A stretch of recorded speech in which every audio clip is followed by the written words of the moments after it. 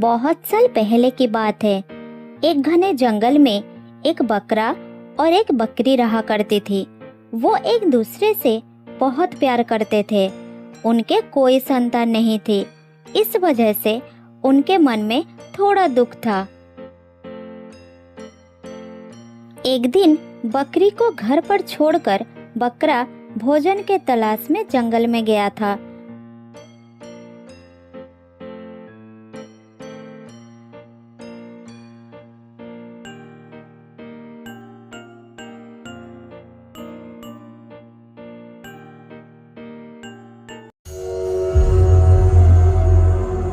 उसी समय एक बाघ आया और बकरे का पीछा करने लगा। जब बकरे ने पीछे मुड़कर बाघ को देखा तब वो बहुत डर गया और भागने लगा।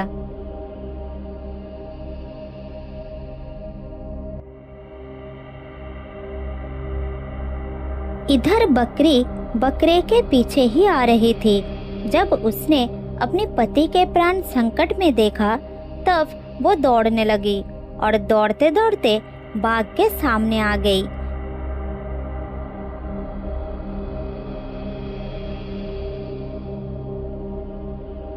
बकरी को सामने देखकर बाघ ने अपनी गति धीमी कर दी। उधर बकरा बहुत आगे निकल चुका था। बकरी को सामने देखकर बाघ ये मौका गंवाना नहीं चाहता था। वो बकरी के ऊपर झपट पड़ा। बकरी को दबोच लेने के बाद बाघ बोला, मुझे अपनी शिकार से मतलब है, भूख मिटाना है। इसलिए बकरा नहीं मिला तो क्या हुआ, बकरी मिल गई। उधर बकरा आगे निकलने के बाद जब वो पीछे मुड़कर देखा तो उसे बहुत दुख हुआ। उसने देखा कि बकरी को बाघ ने दबोच लिया है। बकरा समझ गया कि उसकी जीवन संगिनी ने उसे बचाने के लिए अपने प्राण की आहुति दे दी है। वो ये दुख बर्दाश्त नहीं कर सका और रोने लगा।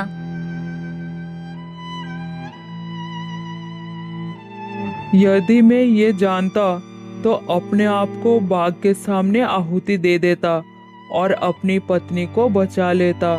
मेरी पत्नी ने मेरे लिए इतनी बड़ी कुर्बानी दे दी जो कोई नहीं दे सकता। हे भगवान, मुझे भी मृत्यु चाहिए। मैं अपनी पत्नी के बिना नहीं जीना चाहता। अब मैं घर वापस नहीं जाऊंगा। जहाँ मेरी पत्नी नहीं है वहाँ मैं रह नहीं सकता।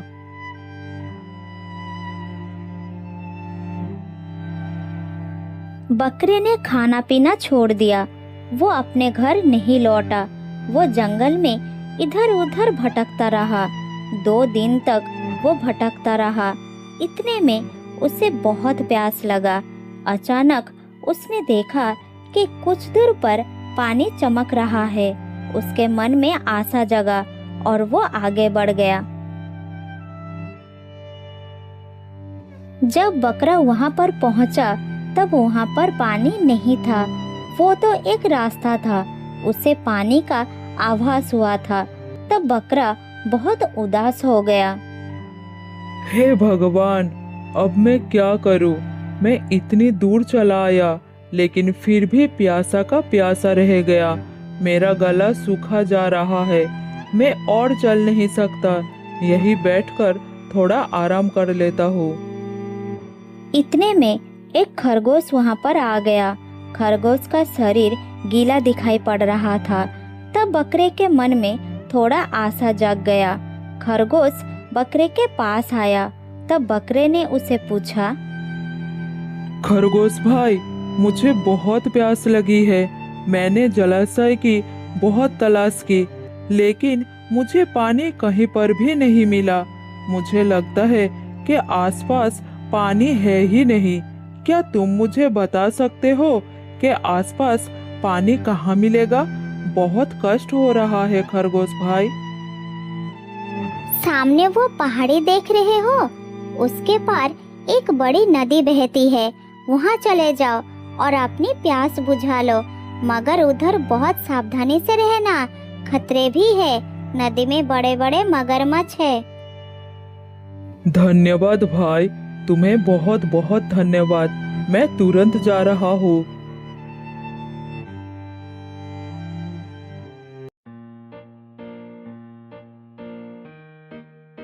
बकरा तेजी से पहाड़ी पार करते हुए नदी किनारे पहुंच गया। उसने चारों तरफ अच्छी तरह से देखा और नदी में पानी पीने लगा। पानी पीते पीते भी वो बड़ी सावधानी से देख रहा था।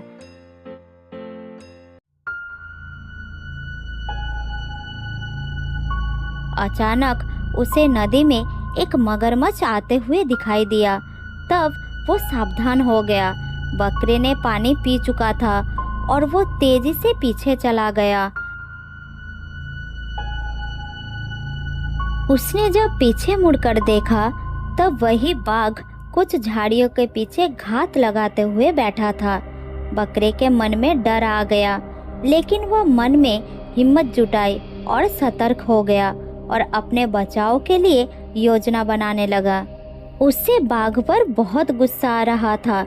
वो जानता था कि बाघ उस पर वार करने के लिए निश्चित कूदेगा। ये सब सोचकर बकरा बोला, हे बाघ राजा, मुझे मत मारो, छोड़ दो मुझे। यदि तुम मेरा शिकार करने के लिए मुझ पर हमला करोगे तो मेरे बचने का कोई रास्ता नहीं है। मेरे पीछे नदी में बड़े बड़े मगरमच्छ है, इसलिए मुझे जाने दो, मत मारो मुझे। तुम मेरा शिकार हो और तुम्हें किसी भी कीमत पर नहीं छोड़ूंगा। तुम मरने के लिए तैयार हो जाओ। बकरा मन में हिम्मत जुटाकर सावधान हो गया और बाघ उसके ऊपर जैसे ही कूदा तब बकरे ने अपनी सींग की मदद से उसे पानी में उछाल दिया और पानी के अंदर मगरमच्छ ने बाघ को पकड़ लिया और पूरी तरह से जकड़ लिया।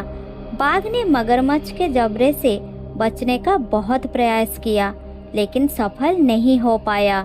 मगरमच्छ अपने आप को पानी का शेर समझता था, इसलिए वो भी पीछे नहीं हटने वाला था। बाघ ने खुद को छुड़ाने के लिए कोशिश करने लगा, लेकिन मगरमच्छ ने बाघ को अपने जबड़े में जकड़ते हुए पानी के अंदर लेकर चला गया।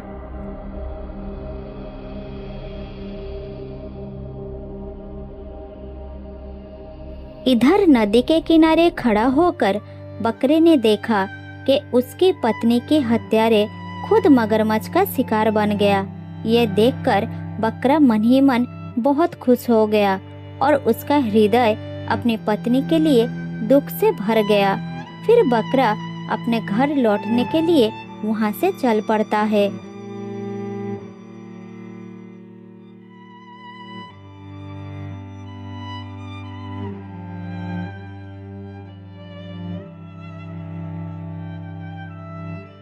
थोड़ी दूर जाने के बाद रास्ते में उसे वही खरगोश मिल गया। बकरे को उदास देखकर खरगोश बोला, बकरा भाई, तुमने तो अपनी प्यास बुझा ली होगी, फिर भी तुम उदास क्यों दिख रहे हो? क्या हुआ है बकरा भाई, बताओ ना मुझे। क्या बताओ खरगोश भाई, मेरी जीवन संगिनी का साथ छूट गया है। वो हमेशा के लिए मुझे छोड़कर चली गई, जहाँ से वो कभी भी वापस नहीं आ सकती। वो बहुत अच्छी और प्यारी थी, बहुत प्यार करती थी मुझे। इतनी अच्छी और प्यारी थी तो क्यों चली गई और कहाँ चली गई? वो भगवान के पास चली गई। उसे एक बाघ ने मार दिया। सबसे ज्यादा दुख तो इस बात का हुआ कि उसकी जान मेरी वजह से गई। उसने मुझे बचाने के लिए अपनी जान को कुर्बान कर दी। बाघ मेरा शिकार करने के लिए मेरे पीछे दौड़ रहा था। तभी मेरी पत्नी उसके सामने आ गई और बाघ ने मुझे छोड़कर मेरी पत्नी को अपना शिकार बना लिया। ये बहुत दुखदायक घटना है। तुम्हारे साथ बहुत अन्याय हुआ है। ठीक है, तुम सावधानी से रहना, एक दिन सब ठीक हो जाएगा, देख लेना।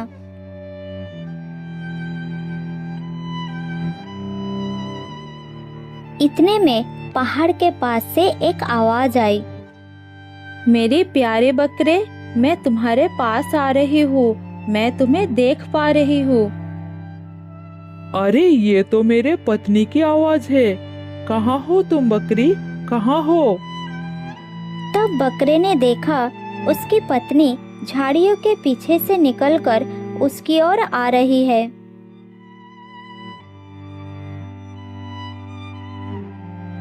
मेरी प्यारी बकरी, तुम जिंदा हो? तुम्हें देखकर मुझे कितनी खुशी हो रही है, इसका तुम अंदाजा भी लगा नहीं सकती। उस बाघ ने तुम्हें जीवित कैसे छोड़ दिया? तुम्हें फिर से देख पाऊंगा, ये तो मैं सपने में भी नहीं सोचा था। तुम्हारा प्यार के लिए ही आज मैं जीवित हूँ, तुम्हारे सामने खड़ी हूँ। अब पूछोगे नहीं कैसे ये सब हुआ? हाँ हाँ बताओ, तुम जीवित कैसे वापस आए? मैं सब कुछ सुनना चाहता हूँ।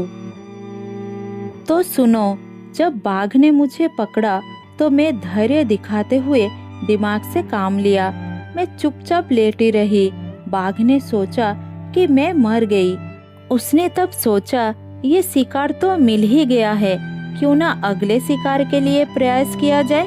वो जैसे ही आगे निकला, मैं तुरंत उठकर भाग निकली। बाघ मुझे देख नहीं पाया।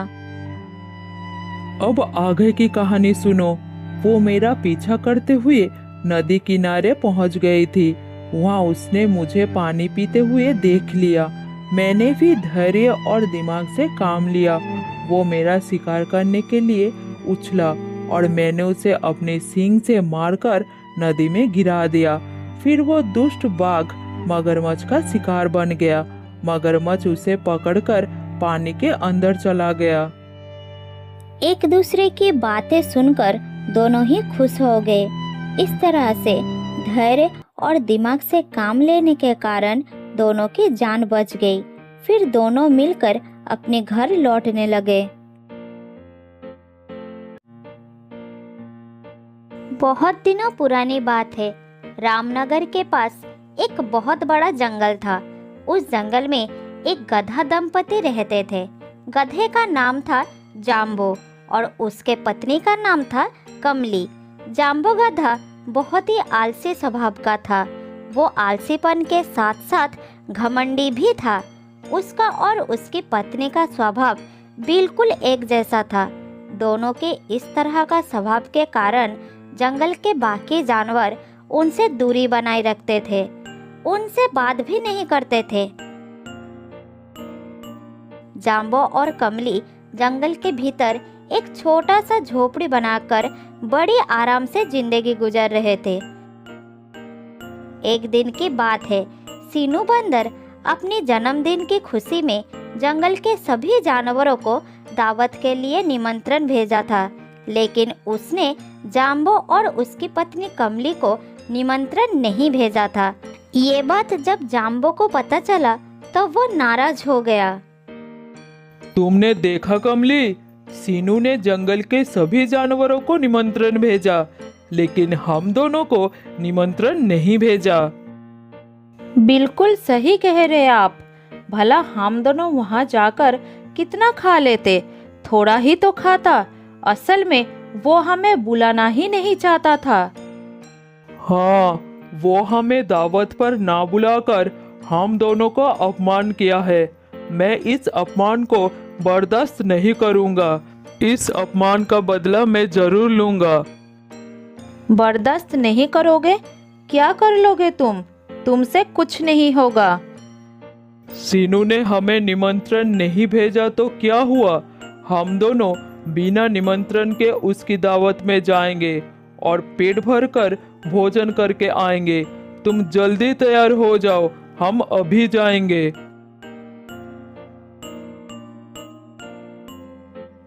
ये कहकर दोनों जल्दी जल्दी तैयार होकर सीनू के घर पहुंचे। वहां पर सारे मेहमान भोजन का आनंद ले रहे थे। तभी सीनू जाम्बो और कमली को देखा और तुरंत उनके पास आया।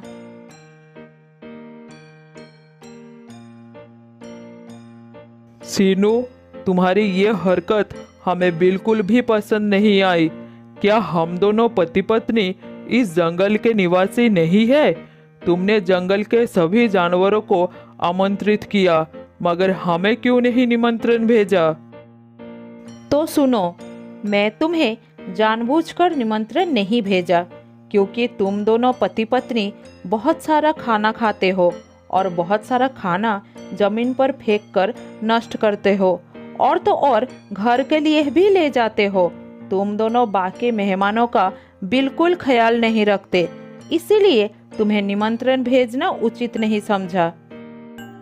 ये तो सरासर मेरा अपमान है सीनू। अगर मैं इस जंगल का राजा होता तो तुम्हें अभी और इसी वक्त जान से मार देता। लगता है तुम अब दिन में भी सपने देखने लगे हो। सुनो भाई, ना तो तुम कभी जंगल के राजा होगे और न ही कुछ कर पाओगे। अब आराम से घर जाओ और नींद में सपना देखो। और सुनो, जाते वक्त किसी भी चीज में हाथ मत लगाना, नहीं तो तुम्हारे खिलाफ शिकायत करना पड़ेगा। जिस रास्ते से आए हो उसी रास्ते से वापस चले जाओ। क्या आप मुझे यहाँ पर अपमानित करने के लिए लाए थे? अब चलोगे भी या फिर और भी बेइज्जती करवाओगे? सीनू, आज तुमने जिस तरह से अपमानित किया, इसका बदला मैं जरूर लूंगा। एक दिन मेरा भी समय आएगा, देख लूंगा तुम्हें। ये कहकर दोनों पति पत्नी वहां से चले गए। चलते चलते दोनों सीधा शेरराज के गुफा के सामने हाजिर हो गए और शेरराज से बोले, महाराज, आपके राज्य में मेरे साथ बहुत बड़ा अन्याय हो रहा है। आप जैसा दयालु राजा के राज्य में ऐसी घटना कभी होनी नहीं चाहिए।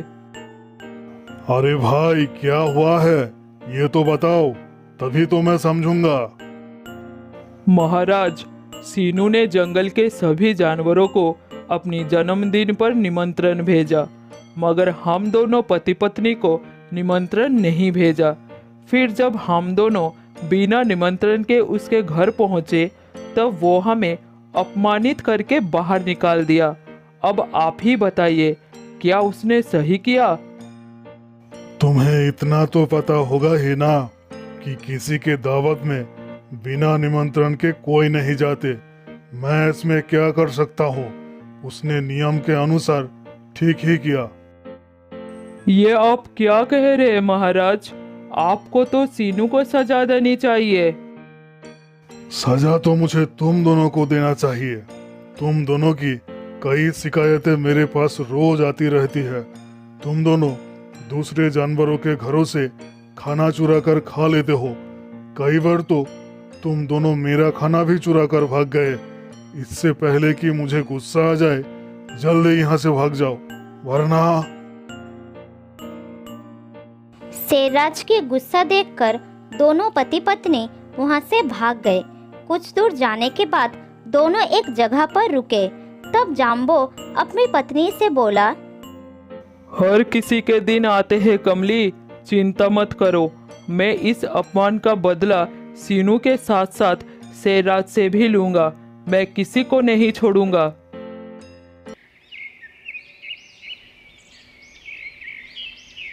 इस घटना के बाद कुछ महीना बीत गया। इस जंगल में अब अकाल पड़ गया। सभी जंगली जानवर भूख से मरने लगे। इधर जाम्बो और कमली अपनी झोपड़ी के सामने बैठे थे। दोनों ने 4 दिन से कुछ नहीं खाए। भूख से बेहाल दोनों चुपचाप बैठे थे। तभी वहां पर से एक साधु महाराज गुजर रहे थे। दोनों को देखकर उनके पास आए और बोले, तुम दोनों इस तरह से चुपचाप क्यों बैठे हो? क्या हुआ है तुम्हें?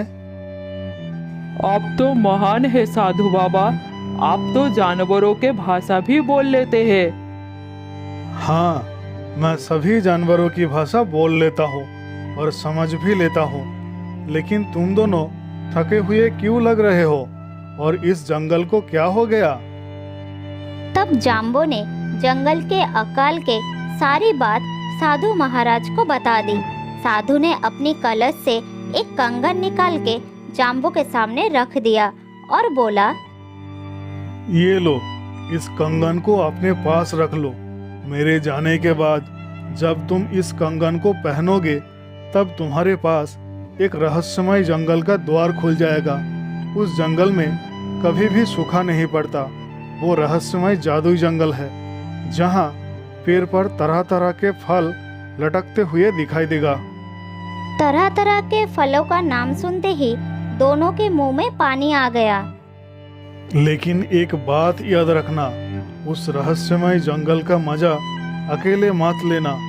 जंगल के सभी जानवरों की मदद करना और भूलकर भी इसका गलत इस्तेमाल मत करना, नहीं तो तुम्हारी मौत निश्चित है। इतना बोलकर साधु महाराज वहां से गायब हो गए। तब जाम्बो ने जल्दी से उस कंगन को पहन लिया और तभी उनके सामने रंग बिरंगी किरणों के साथ एक रहस्यमय द्वार खुल गया।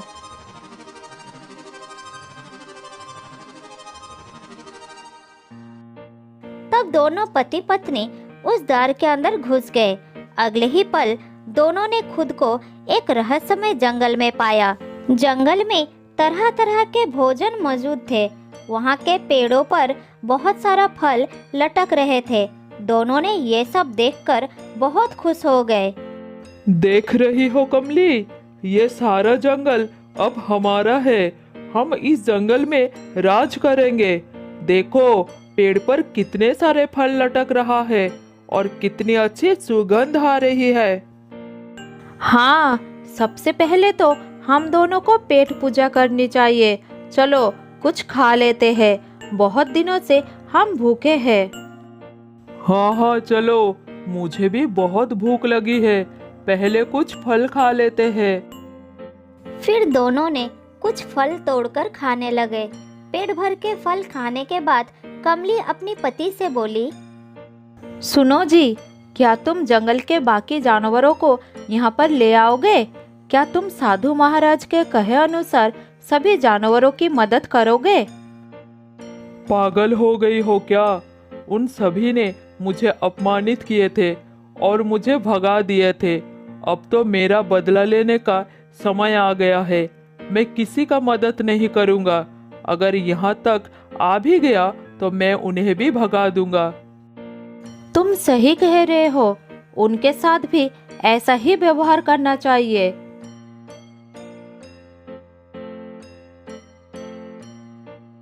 फिर दोनों ने मिलकर ढेर सारा फल सब्जी तोड़कर अपने जंगल में ले आए और अपने झोपड़ी के सामने बैठकर खाने लगे। उन दोनों को भोजन करता देखकर कुछ जानवर उनके पास आए। उनमें सीनू भी था। जाम्बो भाई, तुम इतना ढेर सारा खाना कहाँ से लेकर आए हो? हमें भी बताओ ना। ये सारा भोजन मेरा है, मैं कहीं से भी लाया। तुम्हें इससे क्या मतलब? मैं 5 दिन से भूखा हूँ। सारे जंगल के पेड़ पत्ते सूख चुके हैं। कुछ फल हमें भी दे दो ताकि हम अपना प्राण रक्षा कर सके। दया करो जाम्बो भाई। पागल हो गए हो क्या? ये सारा भोजन मेरी और मेरी पत्नी का है। तुम्हें कुछ भी नहीं मिलेगा। चलो अब भागो मेरे सामने से। जाम्बो भाई, कहाँ से ये फल लाए हो? इतना तो बता दो। मैं तुम्हें कुछ भी नहीं बोलूंगा। अब मेरा दिमाग खराब मत करो। जाओ यहाँ से।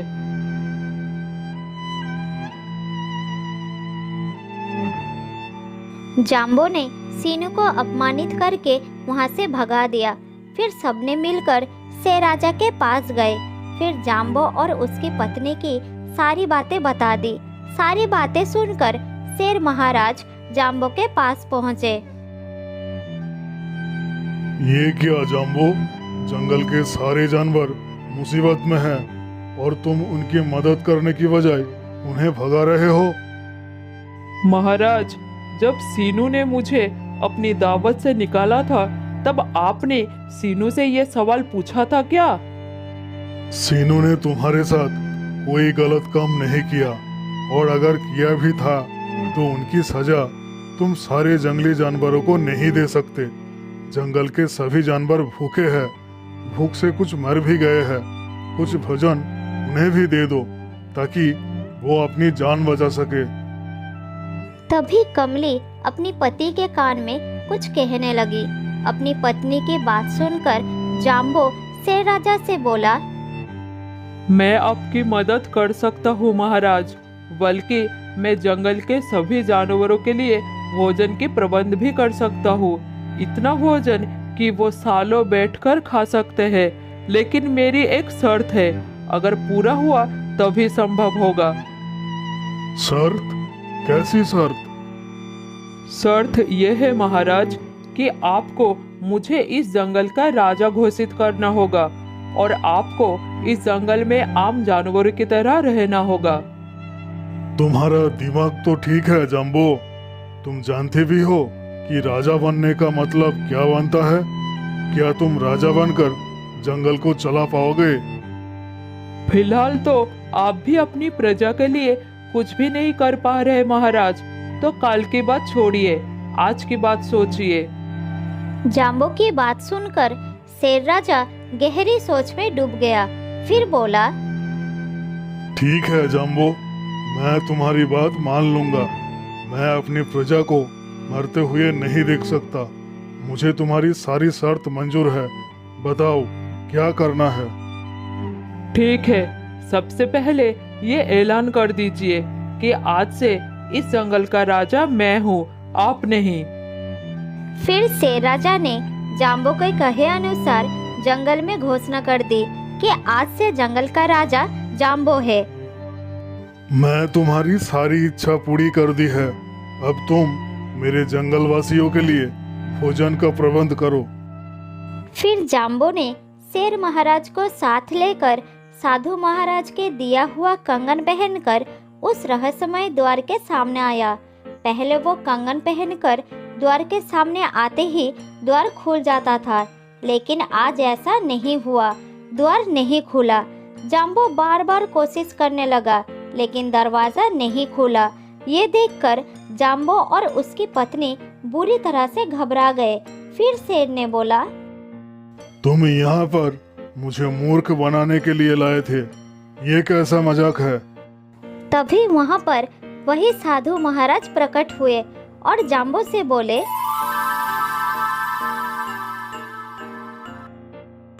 मैंने तुम्हें कहा था कि सभी जानवरों की मदद करना, लेकिन तुमने तो अपनी राजा का ही आसन छीन लिया और अपनी ऐलान जंगल के राजा से ही करवा दिया।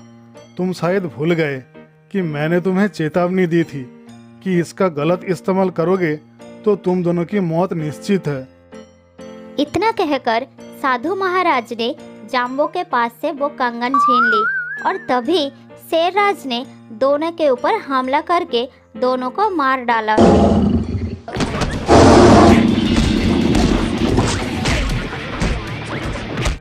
तब साधु महाराज ने शेर राजा को बोला, शेरराज, गलती मेरी थी। जंगल का राजा शेर होता है, तो ये कंगन मुझे तुम्हें देना चाहिए था, ना कि उस कपटी जाम्बो को। ये लो कंगन। तुम जब जब ये कंगन पहनोगे तब तब रहस्यमय जादुई जंगल का द्वार खुल जाएगा। जब तक तुम्हारा जंगल सामान्य नहीं हो जाता तब तक तुम्हारा जंगल का सारे जानवर इस जादुई जंगल से पेट भर के खाना खा सकते हैं। इतना कहकर साधु महाराज वहां से गायब हो गए और उस दिन के बाद जंगल के सारे जानवर उस जादुई जंगल में जाकर पेट भर के भोजन करने लगे।